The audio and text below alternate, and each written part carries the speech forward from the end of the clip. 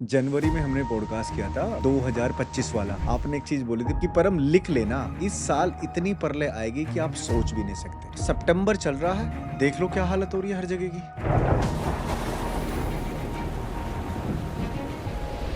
अगर आप एक स्पिरिचुअल पर्सन नहीं है, आप अंदर से एक अच्छे इंसान नहीं है, आपका मन साफ नहीं है, आप तो मुझे ऐसा लगता है आप किसी को वरदान भी देंगे ना तो वो अभिशाप बदल जाए। आपके मुख से निकली हुई बात आपके ईश्वर का आशीर्वाद बन जाए, आपके मुंह से निकली हुई वाणी सत्य हो जाए। ये एक एस्ट्रोलॉजर के लिए सबसे बड़ा वरदान होता है, उसके ईश्वर के द्वारा दिया हुआ। ये बताता है कि आप कितने अच्छे एस्ट्रोलॉजर हैं। क्या 27 नक्षत्रों से भविष्यवाणी हो सकती है? बिल्कुल हो सकती है। अरबों खरबों की पॉपुलेशन के अंदर आपकी सपोज करिए मेष राशि है, आपके साथ साथ 10,000 और लोगों की मेष राशि है, तो आप में और उनमें कुछ तो डिफरेंस हुआ। आपकी पास्ट लाइफ पुनर्जन्म डिसाइड करता है आपका नक्षत्र, ये सच जी, है? बिल्कुल सच। आप किसी जगह पे जाते हैं और आप बहुत बेचैन हो जाते हैं, जैसे आप बहुत भीड़ में गए और आप बेचैन हो गए, आग से डर लगता है, आपको कोई सपना बार बार आता है, आपको कोई अनजाना सा डर हमेशा सताता है, आपको पास्ट लाइफ करा दीजिए। सबसे अच्छे नक्षत्र आपके अकॉर्डिंग कौन से हैं जिसमें हमारे देवताओं का भी जन्म हुआ है? हम सबसे अच्छा नक्षत्र जो हम मानते हैं, अगर हम थ्योरी के हिसाब से चलें, रीजन?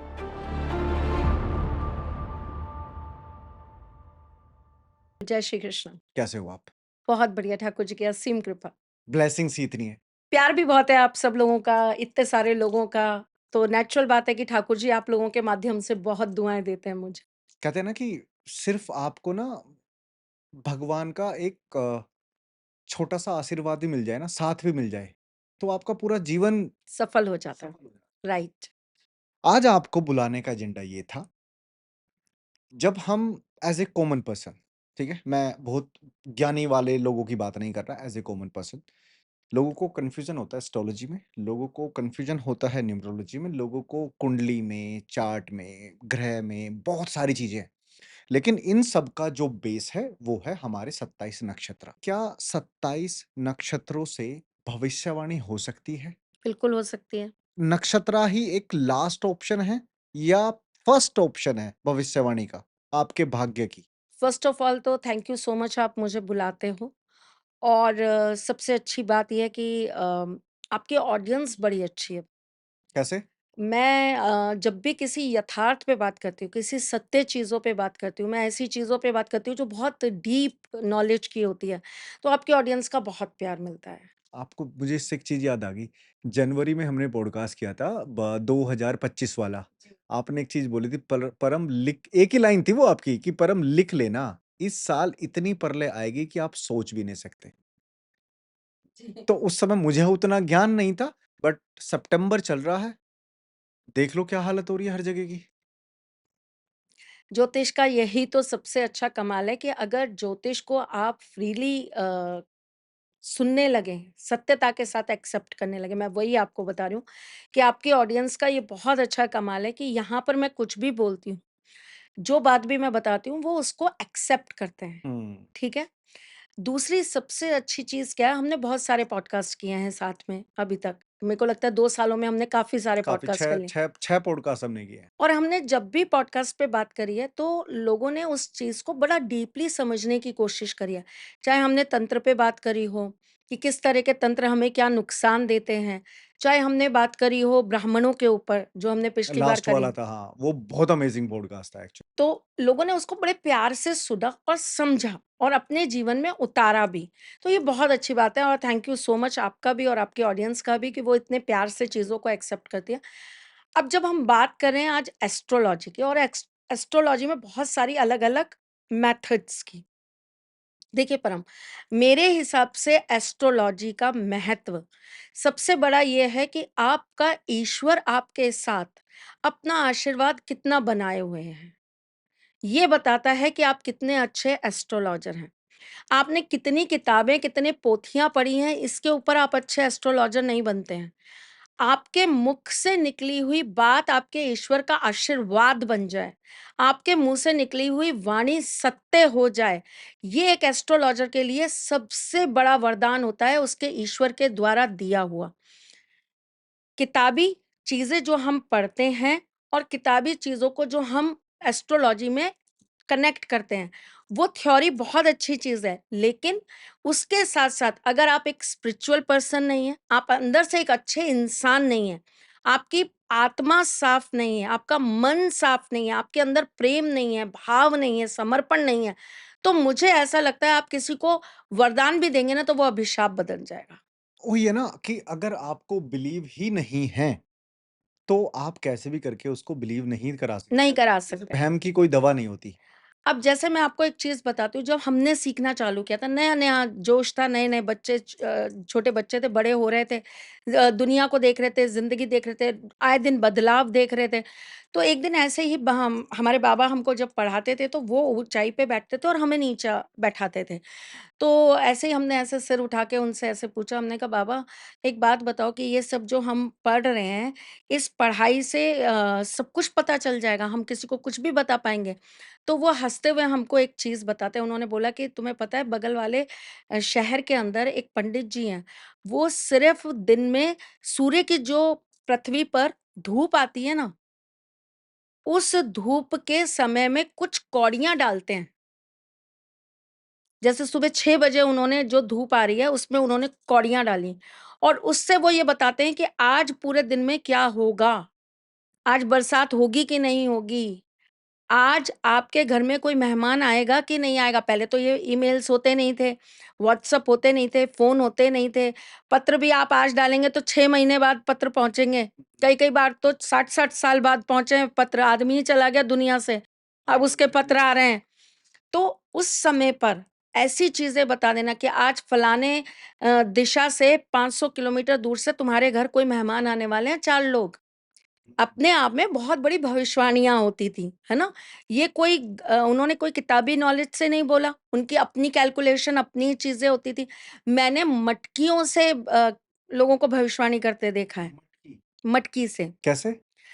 मटकी रख लेते हैं और फिर उस मटकी के पास में 3 अलग-अलग तरह की वस्तुएँ रखते हैं। और फिर उनका जो भी प्रोसेस रहता है, मैं तो देखो उस चीज़ में कभी गई नहीं तो मुझे पता नहीं और वो ये देख लेते हैं कि मटकी जो है वो हिली किस तरफ ज़्यादा है या वो स्थिर है। अगर वो राइट की तरफ मुड़ी है तो इसका मतलब तुम्हारा काम होगा, अगर वो लेफ्ट की तरफ है तो इसका मतलब नहीं होगा और अगर वो बीच में है तो कल आना, कल इस बात का जवाब देंगे। तो इतनी सारी ऐसी चीज़ें हैं, लेकिन जब हम आज की उसकी बात करते हैं, आज भी हैं। आज भी अनगिनत लोग हैं जो अपनी अलग-अलग कलाओं से आपको बहुत कुछ बताते हैं। बहुत सारे ऐसे लोग हैं जिनको ना कुंडली चाहिए, ना आपकी डेट ऑफ बर्थ चाहिए, ना कुछ चाहिए। सिर्फ़ आपका नाम लेंगे और आपके बारे में बताना चालू कर देंगे। और ऐसी-ऐसी चीज़ें बताना चालू कर देंगे जो आप सोच नहीं सकते। तो भविष्यवाणी जानने के बहुत सारे तरीके हैं। बहुत बट सारे तरीके हैं। नक्षत्र से एक बंदे की या एक मनुष्य की क्या-क्या पर्सनैलिटी पता लग सकती है? वही बता रही हूँ। अब जैसे हम बात करते हैं राशियों की, जैसे हम बात करते हैं न्यूमरोलॉजी की, अब जैसे नंबर 1 वालों की बात हुई। अब नंबर 1 वाले तो अनगिनत लोग हैं दुनिया में, बहुत सारे लोग हैं दुनिया के अंदर, तो क्या सब नंबर 1 वाले एक जैसे होते हैं? वैसे तो लोग देखो नंबर 1, नंबर 10, नंबर 90, नंबर 28 इनको भी नंबर 1 में गिनते हैं। लेकिन मेरे बाबा जो मेरे गुरु थे, वो ये कहते थे कि हर एक अंक का अपना विशेष महत्व होता है। जो पावर नंबर 1 में है, उससे कई गुना ज़्यादा 10 में है, 10 में है। क्यों? वो 0 मत गिनो, वो शून्य मत गिनो, वो अनंत है, वो अथाह है। जो नंबर 10 वाले होते हैं, उनके अंदर इतनी ऊर्जा होती है, इतना बल होता है, इतनी उनके अंदर स्पीड होती है चीज़ों को करने की कि कोई सोच नहीं सकता। 1 वाले तो फिर भी अपनी फैमिली से, अपने लोगों से, अपनी इज़्ज़त का सोच के थोड़ा-सा चुप होके बैक हो जाते हैं। बहुत चीज़ें अपनी मर्यादाओं में करते हैं। नंबर 10 वाले अपनी चीज़ों को करके अपना एक एग्ज़ाम्पल सेट करते हैं। ऐसे ही जो नंबर 20 है, अब 2 नंबर वालों को देखेंगे बड़े इमोशनल, बहुत ज़्यादा सेंसिटिव, लेकिन जब आप बात करेंगे 20 की, ऐसे लोग बड़े काल्पनिक होते हैं। इन लोगों को अगर आप इनका माहौल दे दीजिए, इनका मूड दे दीजिए, इनको आप एकांत दे दीजिए, फिर आप देखिए ये क्या-क्या सोच निकालते हैं, इनकी लेखनी कैसे काम करती है, इनकी थॉट प्रोसेस कैसे काम करती है, कितनी अच्छी कहानियाँ लिख सकते हैं, ये कितना अच्छा संगीत बना सकते हैं, ये कितनी अच्छी मेडिटेशन कर सकते हैं, ये ईश्वर से कितना जल्दी कनेक्ट कर सकते हैं। 30 नंबर 3 वाले जो होते हैं वो कैसे होते हैं, बड़े प्रैक्टिकल, लाइफ को बड़ा प्रैक्टिकली लेने वाले होते हैं। अब वहीं अगर हम बात करेंगे 3 वालों की, वो कैसे होते हैं? वो बहुत डीपली चीज़ों को जानने और बहुत अंदर तक रिसर्च करने वाले होते हैं। वो अपनी एक विद्या पर कभी डिपेंड नहीं रहते परम भैया, कभी नहीं रहेंगे। वो क्या करेंगे, अगर उन्होंने डॉक्टरेट पढ़ी है, तो वो कोशिश करेंगे नहीं मैं थोड़ा बहुत जो है ना मैं ज्योतिष का भी ज्ञान ले लूँ। मैं आयुर्वेद का भी ज्ञान ले लूँ, मैं योगा भी सीख लूँ और वो अपने उसी तरीके से अपने लोगों को समझाते भी हैं। डॉक्टर के पास ऐसे 30 वाले डॉक्टर के पास आप जाएँगे, वो केवल आपसे ये बात नहीं करेगा कि पर्चा बनाया और दे दिया। 3 नंबर वालों के पास जाएँगे ना, वो आपको ये पर्चा बनाएँगे, बोलेंगे ये लो मेडिसिन ले लेना 3 दिन में ठीक हो जाओगे। डॉक्टर साहब कुछ और? नहीं कुछ नहीं बस दवाई ले लेना ठीक हो जाओगे। 30 नंबर वालों के पास आप जाइए, सुबह उठो, अनुलोम-विलोम किया करो, थोड़ा घूमा करो, थोड़ा-सा मतलब आपको इतनी ऐसे डेप्थ में जाकर समझाएँगे, ऐसा समझाएँगे, आप समझाएँगे, बोलेंगे गोली हटाओ, इनकी तो बाकी की चीज़ें इतनी अच्छी हैं, उसी से ठीक हो जाएँगे हम तो, गोली की ज़रूरत ही नहीं है। तो दे आर ना जिसे कहते हैं मैजिकल पर्सन्स, हुँ। उनकी बातों से ही आपको बहुत कुछ जानकारी मिल जाएगी। तो ये अलग-अलग नंबर्स, अलग-अलग चीज़ें आपको अलग-अलग तरह की चीज़ें देती हैं। वहीं पे जब हम बात करते हैं चंद्र राशि की, 12 राशियाँ हैं हमारी, अरबों-खरबों की पॉपुलेशन के अंदर आप ये सोचिए आपकी सपोज़ करिए मेष राशि है, आपके साथ-साथ 10,000 और लोगों की मेष राशि है, तो आप में और उनमें कुछ तो डिफ़रेंस हुआ।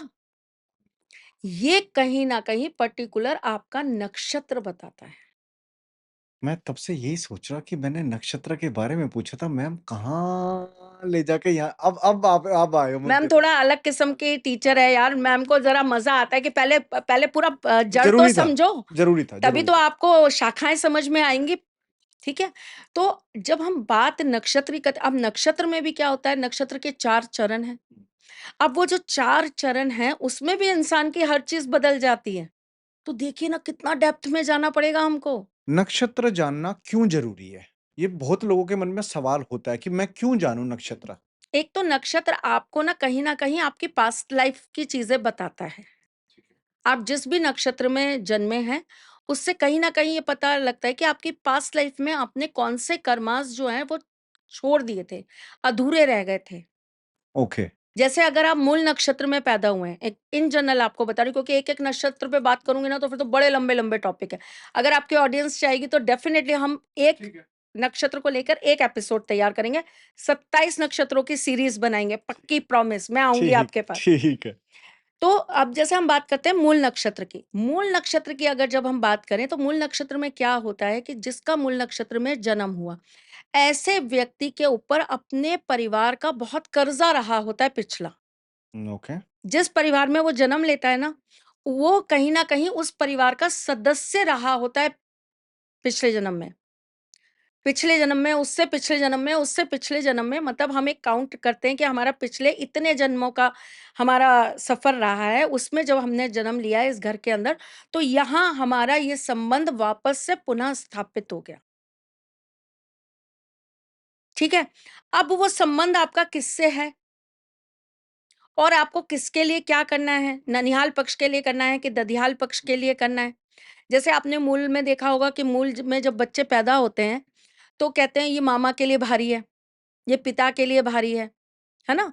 तो वहाँ आकर उनका ये एक संबंध जो होता है वो पता लगता है कि ये किस घर के लिए, माता के घर के लिए या पिता के घर के लिए। फिर आप कौन से ऐसे कर्ज़े लेकर आए, मातृ ऋण और पितृ ऋण में, जो आपको इस जन्म में पूरे करने हैं और उसका रास्ता क्या होगा? कैसे आप पूरे कर पाएँगे? कैसी पर्सनैलिटी होती है इन लोगों की? मूल नक्षत्र वाले जो लोग होते हैं बड़े स्वाभिमानी होते हैं, बहुत मूड स्विंग्स होते हैं इन लोगों को। ये बहुत ज़्यादा ज़िद्दी होते हैं। इन्हें छोटी-छोटी बातों पे गुस्सा बहुत आता है लेकिन बहुत क्लियर हार्टेड होते हैं। अंदर से बहुत साफ होते हैं। जो है बोल के ख़त्म कर दिया, कोई बैर नहीं पालेंगे, कोई द्वेष नहीं पालेंगे। कमियाँ क्या होती हैं इनके अंदर? कमियाँ यही होती है कि बहुत इम्पेशेंट होते हैं और सबसे बड़ी इनकी कमी ये होती है कि ये चीज़ों को एक्सेप्ट बहुत कम कर पाते हैं। एक्सेप्टेंस बहुत कम है। इनकी अपनी सोच होती है। ये अपनी सोच से चलना पसंद करते हैं। नक्षत्र को डिस्कस करने से पहले एक सवाल मैं पहले पूछ रहा था पर भूल गया। नक्षत्र को पहचानें कैसे? कौन से नक्षत्र से हैं हम? मुझे आपके साथ काम करके इसीलिए मज़ा आता है। आप ना बड़ी अच्छी बारीक क्वेश्चन्स पूछते हो। देखो जिस तरीके से हम अग नक्षत्रों की बात करें तो नक्षत्र तो हमारी कुंडली के अंदर बहुत सारे ग्रहों के साथ जुड़े होते हैं। हमारे जि 9 ग्रह हैं, 9 ग्रहों के नक्षत्र हैं। हमारे लग्न का अलग नक्षत्र है। हर एक हाउस का अपना जो राशि है उसका अपना नक्षत्र है। यहाँ हम जो बात कर रहे हैं वो बात कर रहे हैं हम हमारे जन्म के समय जो हमारा चंद्र राशि है। हुँ, चंद्रमा हुँ, जिस घर में बैठा है, जिसके आधार पर हम लोगों के नाम रखे जाते हैं, हुँ, ठीक है? कि हमारा ये हमारी राशि है, ये हमारा नक्षत्र है, तो हमारा फर्स्ट लेटर ये होना चाहिए। ओके। हम उस नक्षत्र की बात कर रहे हैं, जो हमारी जन्म कुंडली के अंदर हमारे चंद्रमा का नक्षत्र है, हमारे जन्म का, जन्म नक्षत्र। अच्छा, जन्म पे भी ना हिंदुइज़्म में 2 चीज़ें हैं जी। नक्षत्र पे। एक वो कि जैसे ही आप माँ के पेट से बाहर आते हो, एक वो, जब आपकी कोढ़ कटिंग होती है। जब आप माँ के पेट से बाहर आते हैं। अब मैं आपको एक चीज़ और बताती हूँ, किसी ने सवाल भी उठाया था तो उसका जवाब भी दे देती हूँ मैं आपको। मैंने बताया था कि मेरे बाबा जो थे जैसे मेरे बाबा मेरे गुरु भी रहे हैं और उन्होंने ही बहुत कुछ सिखाया हमको। तो मेरे बाबा को वो भी एक पद्धति आती थी जिसके आधार पर गर्भधारण में ही कुंडली बन जाती है। अच्छा। गर्भधारण की अवस्था के अंदर कुंडली तैयार हो जाती है। ऐसा पॉसिबल है? बिल्कुल ऐसा पॉसिबल है और आप गूगल करिए। ये मैं बोल रही हूँ इसलिए ट्रस्ट मत करिए, आप गूगल करिए। आप जब गूगल करेंगे तो आपको पता लगेगा यस इट इज़ पॉसिबल और मज़ेदार बात बताऊँ आपको परम, इस चीज़ के ऊपर फॉरेनर्स ने बड़ी रिसर्च करी है। एक सेमिनार हुआ था चेन्नई के अंदर, जिसमें जर्मन से, जापान से बड़े लोग आए थे और उन्होंने केवल इसी टॉपिक के ऊपर हुँ, पूरा का पूरा एक सेमिनार किया था। और ये पाया था कि ये बात बिल्कुल सत्य है कि जैसे बच्चे का गर्भधारण होता है, उस हिसाब से वो कुंडली तैयार की जाती है और उसके आधार पर उस बच्चे की आने वाली कुछ चीज़ें प्रेडिक्शंस निकाली जाती हैं, जो कि बहुत सही होती है। इवन ये भी कि ये बच्चा कब जन्म लेगा, ये बच्चा पहली साँस बाहर जाके माँ के पेट से बाहर जाके कब लेगा। कुछ लोग ये भी कहते हैं कि कुंडली का बेस होता है ग्रह, ग्रह का बेस होता है नक्षत्र, कि नक्षत्र ही एक तुम्हारा हिंदुइज़्म में एक ऐसा ओरिजिन है कि यहीं से ही आपकी पूरा भाग्य डिसाइड होता है। भाग्य तो हमारा हमारे कर्मों से डिसाइड होता है। नक्षत्र से भाग्य डिसाइड नहीं होता। नक्षत्र हमारे भाग्य को बनाना और हमारे कर्मों को मजबूत करने के काम को बहुत अच्छे से लेवल करता है, सपोर्ट करता है। ओके। आप सबसे पवित्र हम जो नक्षत्र मानते हैं वो हम पुष्य नक्षत्र मानते हैं। हम ऐसा मानते हैं कि पुष्य नक्षत्र में जिसका जन्म होता है, ऐसा व्यक्ति स्वभाव से, मन से, आत्मा से बहुत पवित्र होता है। उसकी सोच बहुत पॉजिटिव होती है। ऐसा व्यक्ति अपने कुल को, अपने वंश को आगे ले जाने वाला होता है। ऐसा व्यक्ति ऐसे-ऐसे काम करता है जिससे उसका नाम, उसका मान, उसका सम्मान तो बढ़ेगा ही बढ़ेगा लेकिन आने वाली पीढ़ियों तक वो उसके नाम से वो घर, वो घराना जाना जाएगा, खानदान जाना जाएगा। जैसे आप कई जगह देखेंगे कि दुकानों के बाहर लिखा रहता है फलाना एंड सन्स, ठीक है? तो वो पता नहीं कब जन्म लिया उन्होंने और वो उस चीज़ को स्थापित करके गए। जैसे कि हमारे आप नॉर्मली ले लीजिए ना, हमारे अंबानी अंबानी अंबानी, हाँ, अंबानी जी को ले लो। हमारे अंबानी जी को ले लीजिए ना, उन्होंने तो वो चीज़ कर दी, वो चले गए, लेकिन आप सोचिए कितनी पीढ़ियों तक वो अंबानी जी जाने जाएँगे। हुँ। तो मुझे नहीं पता उनका नक्षत्र क्या है, मैं तो आपको एक एग्ज़ाम्पल दे रही हूँ केवल। कि ऐसा व्यक्ति जो होता है उसके लिए कहा जाता है कि ये इतिहास के अंदर सुनहरे अक्षरों से अपना नाम लिखा जाता है, अपने कर्मों से। लेकिन अगर ऐसे ही व्यक्ति के कर्म खराब होंगे तो तब क्या ही करेगा वो? वो बर्बादी लिखवा जाएगा, वो भी सुनहरे अक्षरों में। वो भी सुनहरे अक्षरों में। उसके किए का भुगतान उसकी आने वाली पता नहीं कितनी पीढ़ियों को करना पड़ेगा, राइट? तो इस तरीके से नक्षत्र हेल्प करते हैं। जो लोग ये कहते हैं कि अब हम पूजा करते हैं, हम पाठ करते हैं, हमें इनका असर नहीं होता, हम उपाय करते हैं, हमें इनका असर नहीं होता। अपने नक्षत्र को जानिए, अपने नक्षत्र के स्वभाव को समझिए, अपने नक्षत्र की स्थिति को समझिए, उसके हिसाब से चीज़ें करना चालू करिए। और नक्षत्र का स्वभाव क्या होता है? अलग-अलग होता है, जैसे अश्विनी नक्षत्र के जो लोग होते हैं, ऐसे लोग बहुत एनर्जेटिक होते हैं, ऐसे लोगों के अंदर पावर बहुत ज़्यादा होती है, ऐसे लोग काम के प्रति बहुत जागरूक होते हैं, ऐसे लोगों के दिमाग के अंदर काम बहुत ज़्यादा चलता है, नए आइडियाज़ बहुत होते हैं ऐसे लोगों के अंदर। इसी प्रकार अगर स्वाति नक्षत्र का व्यक्ति है, वो कार्मिक तो होगा, कर्म तो करेगा, बहुत का कर्म के प्रति ललायक रहेगा, लेकिन वो उतना ही इमोशनल अपनी फैमिली को लेके होगा। स्वाति नक्षत्र की लड़कियाँ कितनी भी सक्सेसफुल हो जाएँ, कितना भी बेहतरीन काम कर दें, लेकिन वो कहीं न कहीं उनका मन, उनकी आत्मा कहाँ अटकी रहती है? अपना पति, अपना बच्चा, अपना घर, अपने माँ, अपने पिता में, अपने दोस्तों में। बड़ी हेल्पिंग नेचर होती हैं। हस्त नक्षत्र के लोग जो होते हैं, वो बहुत प्रैक्टिकल भी होते हैं, बहुत इमोशनल भी होते हैं, बैलेंस्ड होते हैं। प्रैक्टिकल भी होंगे, इमोशनल भी होंगे, बैलेंस्ड होंगे, लेकिन वो काम अपने तरीके से करवाना पसंद करते हैं। वो किसी के मुताबिक चलना पसंद नहीं करते। ओके। काम आप मेरे हिसाब से करेंगे, तो मैं आपके लिए हूँ, नहीं तो कोई बात नहीं, जयराम जी के आप हेल्प माँगने आओगे तो सोचेंगे कि करें कि नहीं करें। आद्रा नक्षत्र के लोग होते हैं, आद्रा नक्षत्र के लोगों को इन चीज़ों से फ़र्क ही नहीं पड़ता। आप आप कुछ कर रहे हो तो ठीक है, आप कुछ नहीं कर रहे हो तो ठीक है, आप हेल्प माँगने आ गए ना, तो हम खड़े हैं आपके लिए, ले लो हेल्प हमसे। कितनी अलग-अलग स्वभाव के अंदर चेंजेस आ गए। तो ये नक्षत्र बहुत डेप्थ में जाके चीज़ें बताते हैं। अब जैसे मैं आपको एक छोटी-सी बात बताती हूँ। स्वाति नक्षत्र के जो लोग होते हैं, इनको बड़ा सजना-संवरना पसंद होता है। आप इनकी पर्सनैलिटी देखेंगे ना, तो आपको लगेगा ये बड़े जिसे कहते हैं ना, तैयार, हमेशा सूट-बूट पहन के हमेशा तैयार रहते हैं। लेकिन ये इतने ज़्यादा कॉन्शियस नहीं होते अपनी चीज़ों को लेके। इन्हें तैयार होना पसंद है, इन्हें हर चीज़ मैचिंग में करना बड़ा पसंद है। लेकिन वहीं अगर आप देखेंगे भरनी नक्षत्र वालों को, वो इतने कॉन्शियस होते हैं कि वो चाहे मैचिंग ना पहने, वो सिंपल एक व्हाइट कलर का सूट पहन लेंगे, कोट पैंट व्हाइट कलर की पहन लेंगे, लेकिन उस पर एक भी क्रीज़ नहीं होनी चाहिए। मतलब अगर उनको ये दिखेगा ना कि ये इतनी सी प्लीट भी आ रही है, ये इतनी सी क्रीज़ भी आ रही है, वो पहले उसको खूब प्रेस करेंगे या करवाएँगे। तो एक नक्षत्र जो है वो आपकी बहुत छोटी से छोटी चीज़ को, स्वभाव को चेंज कर देने वाला होता है। अब जैसे भाग्य, आपने कहा कि भाग्य बनते हैं नक्षत्रों से, अब आप एक छोटी-सी चीज़ समझिए। कुछ नक्षत्र हैं, उन नक्षत्रों को मूलतः कब अपने आप को जागृत करना है, नक्षत्र को जागृत करना है। नक्षत्र वाले व्यक्ति को कब अपने आप को जागृत करना है, ओके, ओके। ठीक है? जैसे कुछ पर्टिकुलर नक्षत्र हैं, उत्तरा फाल्गुनी नक्षत्र वाले लोग हैं, उन लोगों को सवेरे जल्दी उठना ही चाहिए। ओके, ये इंटरेस्टिंग है।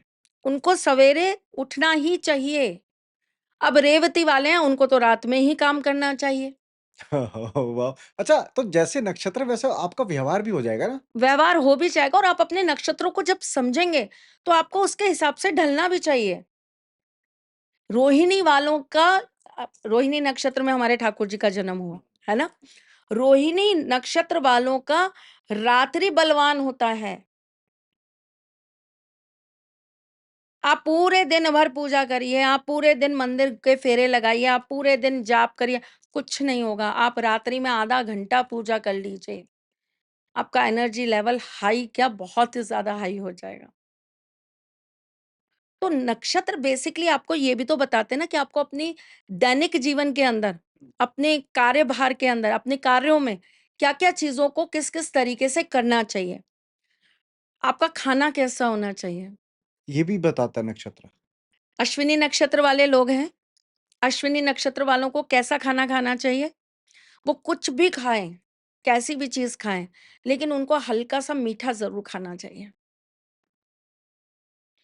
डायबिटीज़ है अगर आपको, आप डायबिटिक हैं, क्योंकि भई हम केवल नक्षत्रों की बात कर रहे हैं, नक्षत्रों के साथ अभी तो ग्रह भी तो जोड़ेंगे। ये केवल नक्षत्रों पे बात तो नहीं कर सकते, नक्षत्र तो सिर्फ़ आपके व्यक्तित्व को बता रहे हैं, आपके भाग्य को कैसे बलवान करना है ये बता रहे हैं, लेकिन उसके बाद तो अभी आपके ग्रह भी तो हैं जो अपनी अहम भूमिका निभा रहे हैं, ठीक है? तो अगर आपका शुक्र ठीक नहीं है तो आपको डायबिटीज़ हो जाएगी, है ना? तो वहाँ पर आपको क्या करना है? आपको शुगर फ्री चीज़ खानी है, लेकिन मीठे के रूप में खाना ज़रूर है कुछ ना कुछ। शुगर फ्री मीठा खाना है पर खाना ज़रूर है। ये मैंडेटरी है। अच्छा है, कर लेते हैं, मान लेते हैं। देखिए मानेंगे तो भगवान है, नहीं तो पत्थर की मूर्ति है। Again believe system. अब ऐसे तो अगर नहीं मानते तो फिर बांके बिहारी तो पत्थर की मूर्ति ही थे।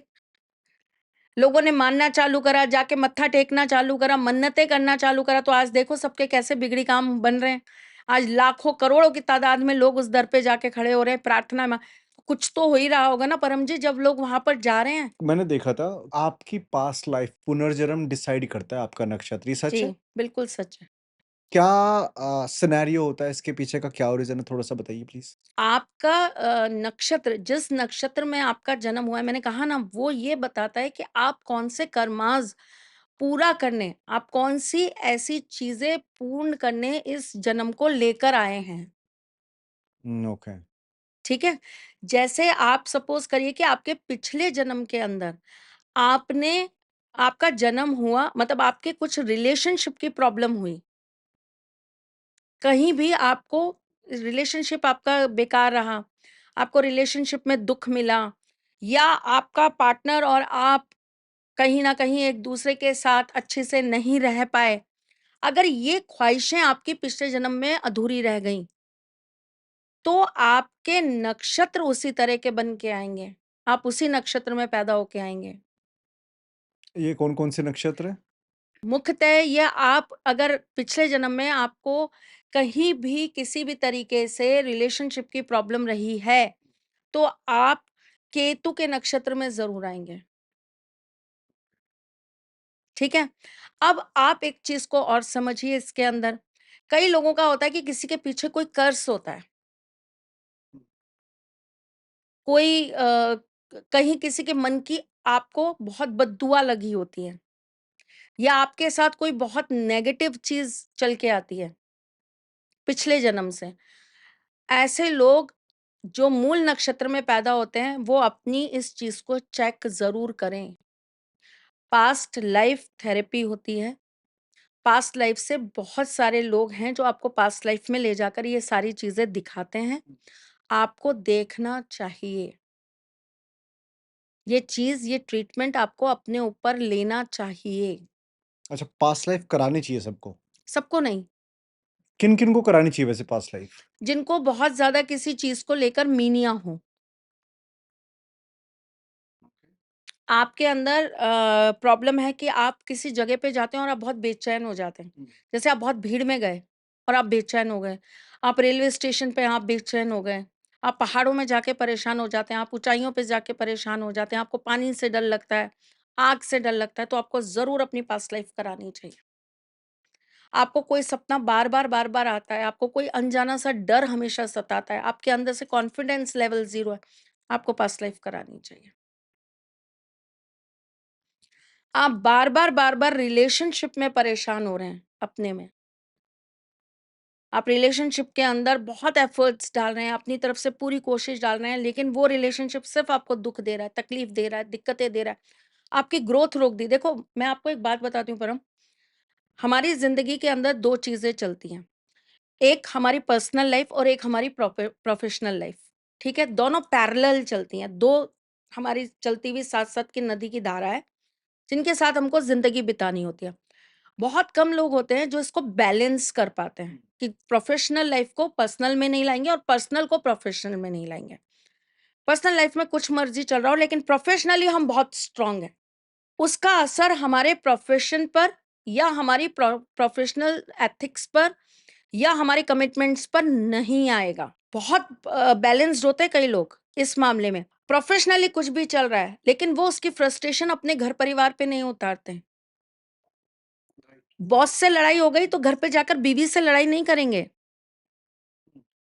ऑफिस में पॉलिटिक्स हो गई तो बच्चों पे जाकर उसका गुस्सा उनको थप्पड़ मारकर या उनको डाँट कर या उनसे लड़कर नहीं निकालेंगे।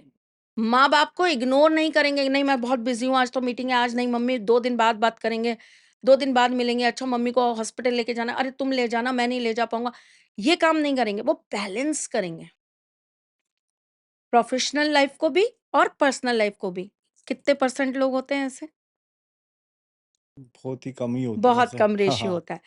बाद बाकी क्या होता है पर्सनल लाइफ का इफ़ेक्ट प्रोफ़ेशनल लाइफ पर आ रहा है।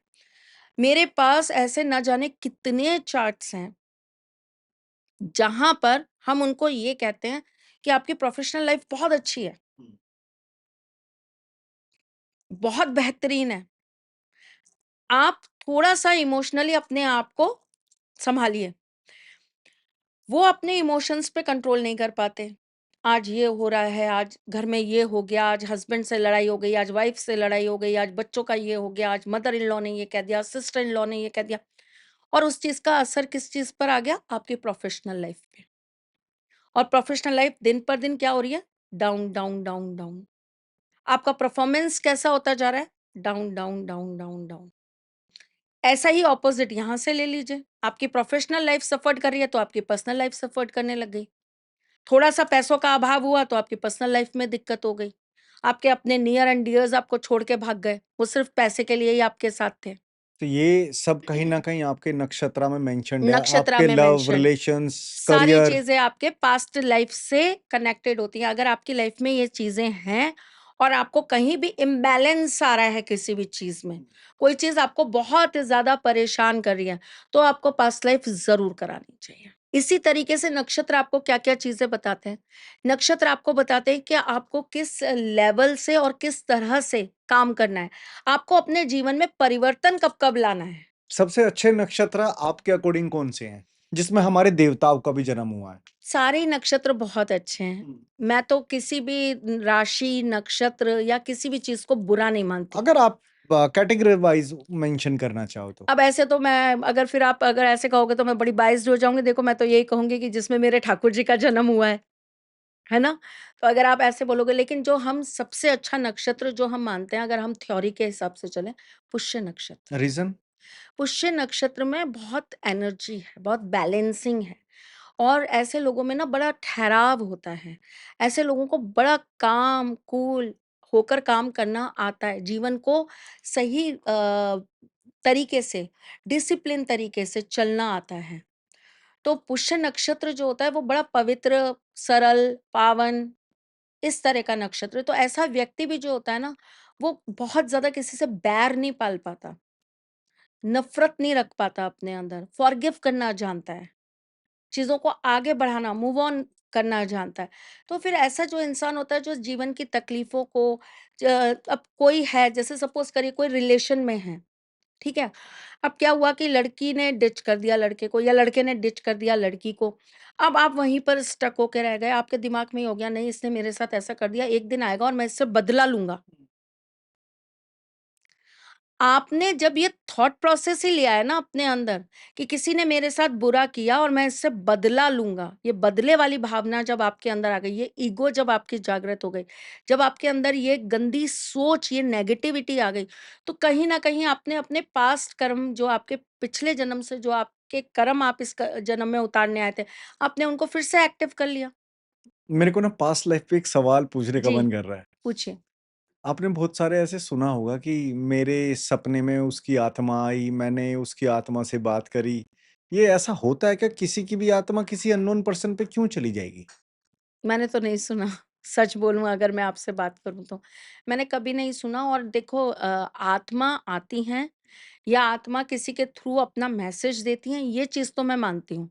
हमारे यहाँ पर हमारी जो ज्योतिष कह लीजिए या ये कह लीजिए कि हमारी जो मेथड्स हैं अलग-अलग, अलग-अलग, उसके अंदर एक ऑटो राइटिंग होती है। ऑटो राइटिंग जो होती है वो विशेष तिथियों पर, विशेष दिन पर और कुछ विशेष कॉम्बिनेशंस पर करी ऑटो जाती है। राइटिंग शायद आप ही ने तो बताया था नया पॉडकास्ट में। मुझे जहाँ तक मेरे को याद आ रहा है शायद बताया शायद था? मेबी। अच्छा, तो ऑटो राइटिंग में क्या होता है कि पर्टिकुलर जैसे आपको कोई चीज़ परेशान कर रही है बार-बार, बार-बार। आपके कोई पित्र हैं या आपके घर का कोई व्यक्ति है जो आपसे कुछ कहना चाह रहा है और वो बार-बार आपको इंडिकेशन दे रहा है कि मेरे को कुछ बोलना है, मुझे कुछ बोलना है। तो आप जो भी ऑटो राइटिंग करते हैं उनके माध्यम से वो चीज़ उनसे पूछ सकते हो। और वो पूछ भी कैसे सकते हो कि वो आत्मा आती है और वो आकर खुद आप एक पेन पेपर लेकर बैठे हैं, तो वो आपको लिखवाती चली जाती है। कि वो क्या कह रही है।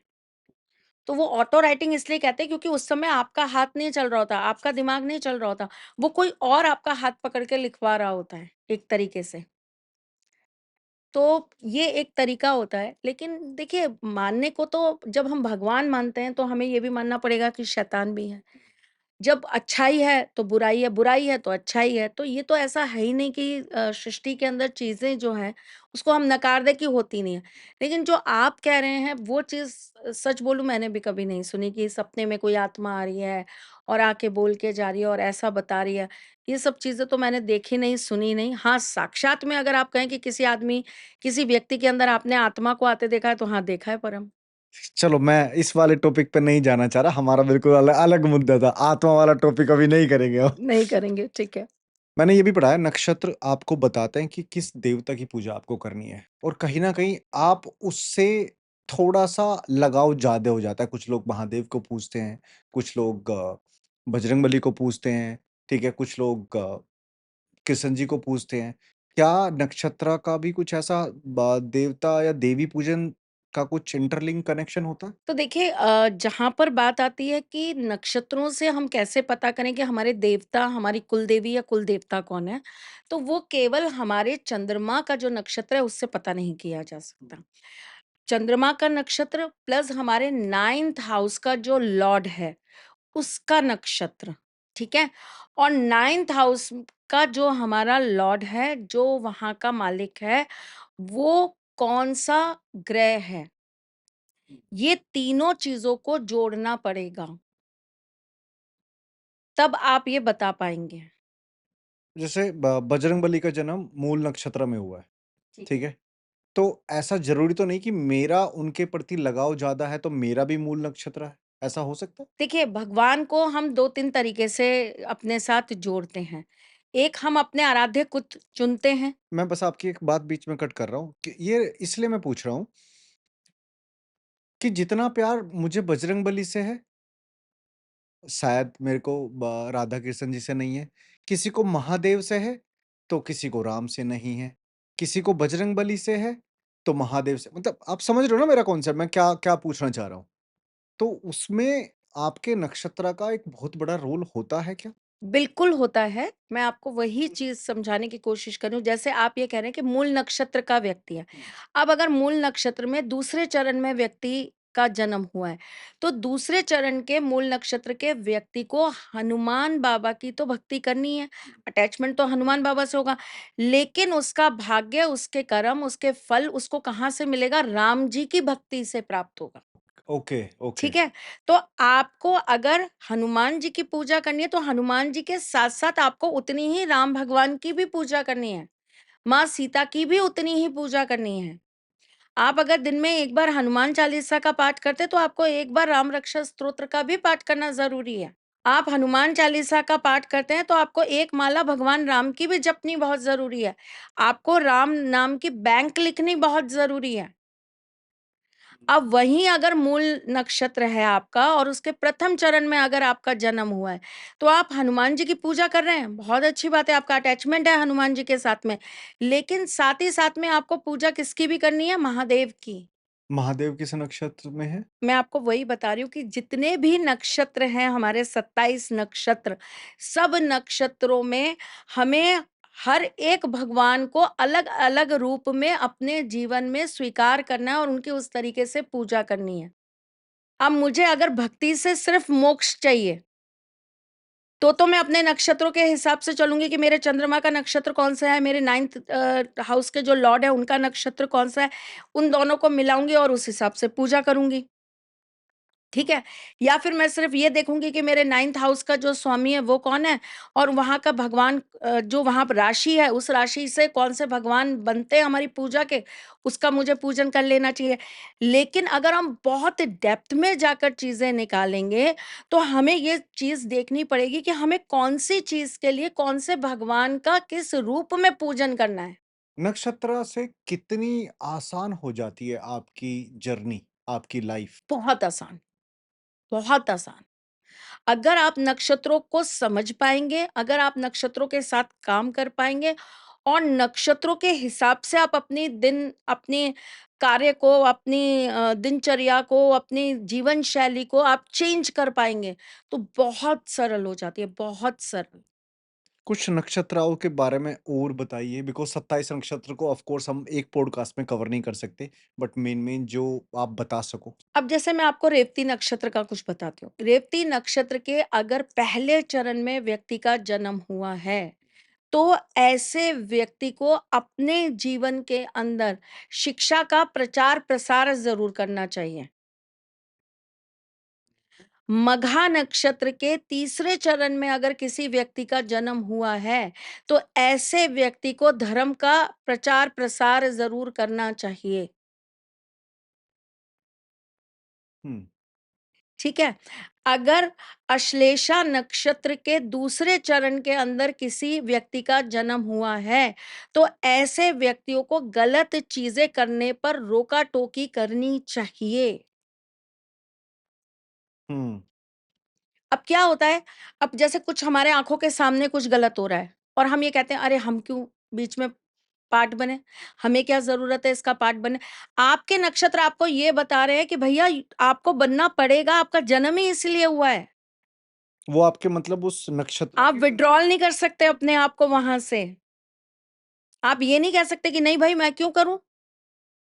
मेरा क्या मतलब है इसमें? वो गलत कर रहा है ना, उसके माँ-बाप सिखा देंगे उसको।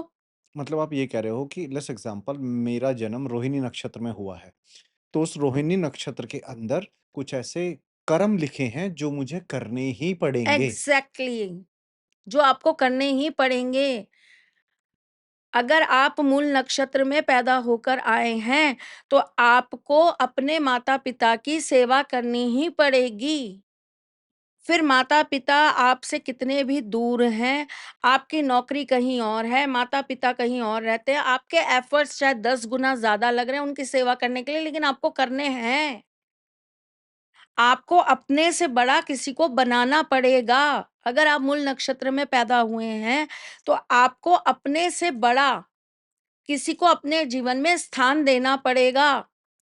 जैसे हनुमान जी स्वयं इतने शक्तिशाली हैं, लेकिन उन्होंने अपने से बड़ा स्थान अपने भगवान राम को दे रखा है। तो यहाँ पर आपको अपने से बड़ा किसी को रखना पड़ेगा। जैसे हनुमान जी ने अपने से बड़ा अष्ट सिद्धि नौ निधि के दाता, और उन्होंने अपने किसके आगे वो हमेशा खड़े रहते थे? तो नक्षत्रों का जीवन के अंदर बहुत बहुत बहुत महत्व है। अगर हम वन टू वन नक्षत्र को समझने चलें, तो मुझे लगता है जिंदगी बहुत सरल हो जाएगी। हमारे बॉडी के अंदर अगर हमको ये समझ में आ जाए कि हम किस चीज से सबसे ज्यादा ग्रस्त हैं, हमें किस चीज से सबसे ज्यादा तकलीफ होती है, और हम उस चीज को सही करना सीख लें, तो हमारी बॉडी का एनर्जी लेवल ठीक रहेगा, बीमारियाँ कंट्रोल्ड रहेंगी, एनर्जेटिक रहेंगे, सारी चीज़ें हमारी सब बढ़िया चलेंगी। तो बेसिक मूलतः जड़ जो है ना ज्योतिष की, वो नक्षत्र हैं। अब आप देखिए ना, पहले के ज़माने में जो राजा-महाराजा होते थे, जो बड़े-बड़े विद्वान अपने आप, हर राजा-महाराजा अपने यहाँ पे एक ज्योतिषी ज़रूर रखते थे। हाँ, हाँ, राइट। कोई ऐसा बड़ा राजा नहीं है जिसके यहाँ पर ज्योतिषी नहीं होते थे। और उनकी गणना जो होती थी ना, वो गणना यही होती थी कि ये नक्षत्र देखिए, कब हमको किस दिशा में जाना है, कब हमको कहाँ से युद्ध प्रारंभ करना है, कब हमें घर से निकलना चाहिए, मतलब अपने महल से निकलना चाहिए, हम युद्ध में जीतेंगे, हारेंगे, ये सारी कैलकुलेशन पंचांग, नक्षत्र इनके आधार पे ही तो होती थी। तो आज भी नक्षत्र अपने आप में एक बहुत बड़ी थ्योरी है, अगर हम इसको समझने जाएँगे तो। पर होता क्या है कि ये इतना गहरा है हुँ। और इतना मतलब विस्तार में है कि इसको हर कोई नहीं समझ सकता परम जी, नहीं समझ सकता। क्यों नक्षत्र समझना क्यों इतना डिफ़िकल्ट है? क्योंकि मैं इस पॉडकास्ट का एजेंडा यही था कि थोड़ी जब डेप्थ नॉलेज है। कि लोगों को ना बहुत कन्फ्यूजन रहता है ओकल्ट इंडस्ट्री को लेके, बट मुझे लगता है जैसे जिस तरीके से अभी आप बता रहे हो कि भाई नक्षत्र को अगर आप अपने जीवन में अप्लाई कर लेते हो, एक बार समझ लेते हो, तो उससे आपकी बहुत सारी चीजें। परम बेटा, इसमें सबसे बड़ी चीज ये आती है ना कि आप केवल नक्षत्र को एक चीज से नहीं देख सकते। फिर आपको नक्षत्रों को बहुत सारी चीज़ों के साथ कंबाइन करना पड़ेगा। अब कौन-सा नक्षत्र लेट्स एग्ज़ाम्पल आज आपके पास कोई आए जी। कि मैम आप बताइए मेरा कौन-सा नक्षत्र है? तो कौन-कौन सी चीज़ें आप देख के उसको बताओगे कि आप इस नक्षत्र में जन्मे हो? चंद्रमा, आपके जन्म के समय चंद्रमा जिस राशि में बैठा था उसका नक्षत्र क्या था और उसका चरण क्या था? ये देखेंगे, उसके हिसाब से बताएँगे कि आपका जन्म नक्षत्र क्या था, ठीक है? फिर दूसरा होता है आपका लग्न नक्षत्र, आपका लग्न कौन-सा है और आपके लग्न का नक्षत्र कौन-सा है, ये आपका लग्न नक्षत्र हो गया। फिर उसके बाद में आपके जो ग्रह हैं, वो कौन से नक्षत्र में बैठे हैं, किसके नक्षत्र में बैठे हैं। ज़रूरी थोड़ी ना है कि सूर्य, सूर्य के ही नक्षत्र में बैठा होगा। मंगल, मंगल के ही नक्षत्र में बैठा होगा, बुध, बुध के ही नक्षत्र में बैठा होगा, ये तो पॉसिबल नहीं है ना।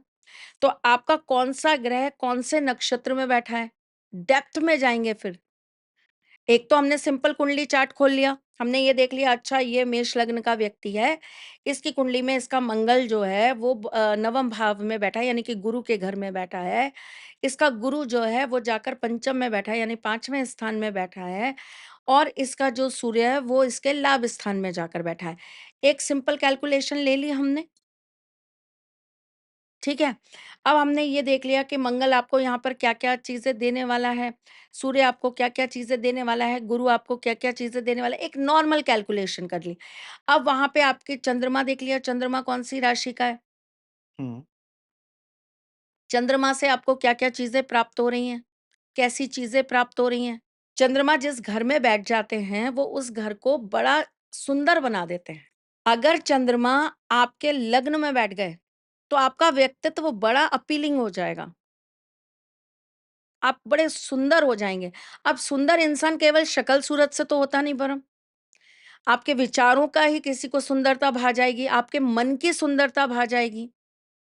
मदर टेरेसा कितनी सुंदर थीं, सुंदर ही बोलेंगे ना आप। भगवान कृष्ण कितने सुंदर हैं, सुंदर ही बोलेंगे ना। रंग साँवला है तो क्या हुआ?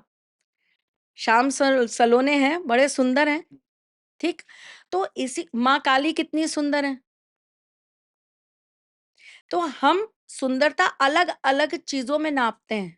इसको जो एक छोटी बुद्धि या क्षीण बुद्धि के लोग होंगे वो क्या देखेंगे, फिगर बहुत अच्छा होगा, आँखें बहुत सुंदर होंगी, चेहरा बहुत अट्रैक्टिव होगा। नहीं भाई नहीं, सुंदरता का अपना एक अलग माध्यम है परखने का। किसी की आवाज़ बड़ी सुंदर है, मनमोहक है, तो आप चंद्रमा जिस घर में बैठेगा सपोज़ करिए मदर के घर में बैठ गया तो उसकी माँ बहुत अच्छी होंगी, बड़ी सुंदर होंगी। पत्नी घर में बैठ गया तो पति बड़ा सुंदर होगा, बड़ा अच्छा होगा। तो जिस घर में चंद्रमा बैठ गए उस घर के व्यक्ति को, उस घर से संबंधित जो व्यक्ति है, उसको सुंदरता प्रदान कर देंगे, उसको सुंदर बना देंगे। सुंदर मन से होगा, तन से होगा या आत्मा से होगा, विचारों से होगा, कर्म से होगा, है ना? तो ये चंद्रमा की पावर है जो चंद्रमा आपको दे रहे हैं, ठीक है? इसी प्रकार से शनि जिस घर में बैठ जाते हैं, उसको बल दे देते हैं। उस घर को बढ़ा देते हैं। तो ये तो आपके ग्रहों की पावर हो गई। अब इन ग्रहों के साथ नक्षत्र कैसे काम कर रहे हैं, तो और डेप्थ में चले जाते हैं हम, और बारीकी चीज़ों को निकालने जाते हैं हम, ठीक है? अब जैसे आपकी कुंडली के अंदर मंगल है, मंगल सपोज़ करिए आपकी कुंडली के अंदर बैठ गए सूर्य के नक्षत्र के, ठीक है? अब आपका स्वभाव कैसा होगा? अंदर ही अंदर कुढ़ने वाला,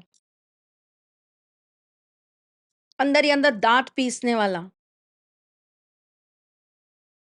बात-बात पे गुस्सा, आँखें दिखाना, गुस्सा हो जाना, क्रोधित हो जाना, लेकिन मुँह से गुस्सा नहीं फूटेगा।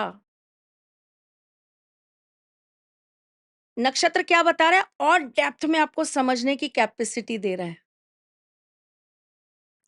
और अंदर जाएँगे, चरण पकड़ेंगे, और अंदर जाएँगे, और चीज़ें निकालेंगे। तो एस्ट्रोलॉजी जो हम कहते हैं ना स्टेप बाय स्टेप एक बहुत गहरा सागर है। तो वो इसी तरीके से गहरा होता चला जाता है।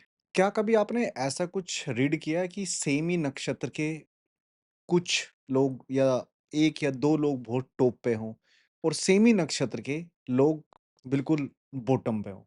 हाँ, बिल्कुल मैंने ये चीज़ अपनी लाइफ़ के अंदर बहुत बार देखी है। लेकिन मैं आपको एक और चीज़ बताती हूँ।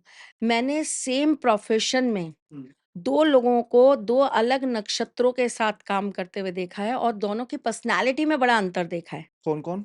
जैसे कि अब आप ले लीजिए, अगर हम फ़िल्म इंडस्ट्री की बात करें, अमिताभ बच्चन जी को ले लीजिए और साथ में आप सुपरस्टार रजनीकांत को ले लीजिए।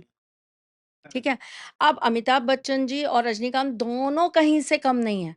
दोनों अपने आप में हमारे लिए एक बहुत ऊँची पर्सनैलिटी हैं, लेजेंड्स हैं हमारे, है ना? दोनों बड़े सम्मानीय हैं। लेकिन दोनों की अगर आप पर्सनल चीज़ों पे बात करेंगे या उनको बहुत बारीकी से समझने की कोशिश करेंगे, अमिताभ बच्चन जी स्वाति नक्षत्र हैं। तो he is very conscious about his personality, image personality, image, उनको अपना मान-सम्मान बड़ा उसके लिए उनको चिंता रहती है। वो उस पे कभी भी किसी भी चीज़ को लेके वो नहीं करना चाहते। वो चेंजेज़ नहीं चाहते। वो बहुत ज़्यादा अपनी चीज़ों के साथ एक्सपेरिमेंट नहीं करते। वहीं अगर आप रजनीकांत जी को देखेंगे तो वो बड़े चेंजेज़ करते हैं। नए-नए एक्सपेरिमेंट्स करते हैं। नई-नई तरह की चीज़ों में कुछ नया डालने का, कुछ अलग सी चीज़ें करने का उनका हमेशा मन रहता है। क्योंकि वो श्रवण नक्षत्र के हैं। श्रवण नक्षत्र वाले क्या होते हैं, ऐसे लोगों को ना इतिहास के अंदर कुछ ऐसे काम करने होते हैं, जिससे लोगों को आने वाले टाइम में कुछ सीखने को मिले, कुछ नयापन लाएँगे। रेगुलर काम नहीं कर पाएँगे, कुछ नयापन चाहिए उनको अपने काम के अंदर। अब अमिताभ बच्चन जी की भी बहुत रिस्पेक्ट है, बहुत प्यार है। मैं खुद उनकी डाई हार्ट फैन हूँ, बहुत पसंद करती हूँ उन्हें। लेकिन रजनीकांत जी की इमेज कैसी है? साउथ में तो उनको मंदिर भगवान बना की तरह भगवान बना रखा पूजा है। जाता है, भगवान का मंदिर बन चुका है। तो अब आप वही एक चीज़ देखिए ना कि वो जिस तरीके से काम वो भी वैसे ही कर रहे हैं जैसे अमिताभ बच्चन जी कर रहे हैं, वैसे ही रजनीकांत जी कर रहे हैं, लेकिन दोनों के अंदर एक फ़ार डिफ़रेंस है। बहुत चेंजेज़ हैं दोनों में। उनसे बहुत अलग तरह की चीज़ें सीखने को मिलेंगी अमिताभ बच्चन जी से और रजनीकांत जी से बिल्कुल अलग चीज़ें सीखने को मिलेंगी। वो जितने ज़्यादा लोगों के साथ वन टू वन अपनापन, सोशलाइज़ रहते हैं रजनीकांत जी। अभी वो एक फ्लाइट में गए और अपने फैन्स के साथ बिल्कुल ऐसे घुल-मिल गए जैसे वो नॉर्मल इंसान हैं।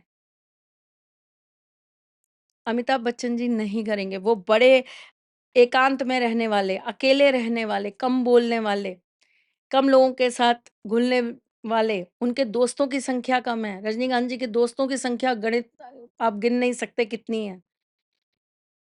तो कितना अंतर हो गया।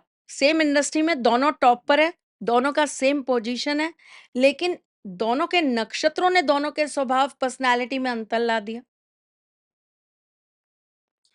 लेकिन यहाँ पर बहुत सारी चीज़ें और काउंट होती हैं, केवल हम नक्षत्रों की बात नहीं कर सकते, यहाँ पर हमारी फिर राशि की बात होती है, यहाँ हमारे ग्रहों की बात होती है, यहाँ हमारे लग्न चार्ट की बात होती है, बहुत सारी चीज़ों की बात होती है। लेकिन मैं आपको नॉर्मली ये बता रही हूँ कि जब किसी को गहराई में उतर कर नापना हो ना, ये देखना हो ना कि समुद्र के अंदर कितने मोती मिलेंगे, कितने सीप मिलेंगे, तो नक्षत्रों पे काम करना चालू कर दीजिए। समुद्र से मेरे को अभी लेटेस्ट आप पंजाब फ्लड देखो, जी, हिमाचल पूरा देख लो, जी, मनाली से लेके चंडीगढ़ तक आप देख जी, लो। ये भी एक तरह की भविष्यवाणी होती है। जी, क्या इसको भी आप नक्षत्र से रिलेट करोगे? बिल्कुल करेंगे। बिल्कुल करेंगे। शनि ने जब राशि परिवर्तन करा, गुरु ने जब राशि परिवर्तन करा, तो उसके हिसाब से जो नक्षत्रों में उनका राशि परिवर्तन हुआ, उसी के हिसाब से तो चीज़ें बताई गईं कि अब ये साल में ये-ये चीज़ें होंगी, भीषण आग लगेगी। मंगल जब सूर्य के नक्षत्र में आए, तो पता लगा कि भई अब जो है बहुत सारी दिक्कतें, आपदाएँ आएँगी। पॉडकास्ट में ये बताया था कि देश के राजाओं को हुँ। और राजा तुल्य लोगों को यानी कि पीएम प्रधानमंत्रियों को दिक्कतें आने लगेंगी, तो आई ना। देश के कितने 3 देशों के प्रधानमंत्री जो हैं, वो चेंज हो गए। एक साथ में प्रधानमंत्रियों की चीज़ें बिगड़ने पर आ गईं। तो अब आप ये कहिए कि वो चीज़ तो जी फलाने महीने में हुई थी और आप ये जो चीज़ें घटना जो है ये तो 2 महीने 3 महीने बाद हुई है। बेस तो वहीं से तैयार हो गया था।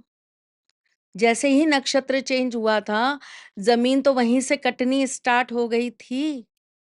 गड्ढा अब खुदा वो बात अलग है, उतनी मेहनत के बाद। पर शुरुआत वहाँ से हो गई। तो नक्षत्र जो है ना वो बहुत गहराई में जब एस्ट्रोलॉजी की बात हम करते हैं और एस्ट्रोलॉजी में जब आपको सिर्फ़ बेसिक चीज़ों को जानना है तो ठीक है। लेकिन अगर आपको डेप्थ में जाकर चीज़ों को जानना है, आपको ये जानना है कि इस व्यक्ति की कौन-सी हड्डी के अंदर कौन-सा रोग हो सकता है। एग्ज़ाम्पल के तौर पे बता रही हूँ, शब्दों को, बातों को पकड़ने की लोग कोशिश ना करें, बहुत पकड़ते हैं। तो मैं एक बेसिक चीज़ बता रही हूँ कि मेरे हाथ की ये जो हड्डी है ये क्रैक होगी या मेरे यहाँ की हड्डी क्रैक होगी या मेरे जॉइंट्स में दिक्कत होगी। ये सारी जो इतनी गहराई वाली बातें हैं ना, ये नक्षत्र बताते हैं।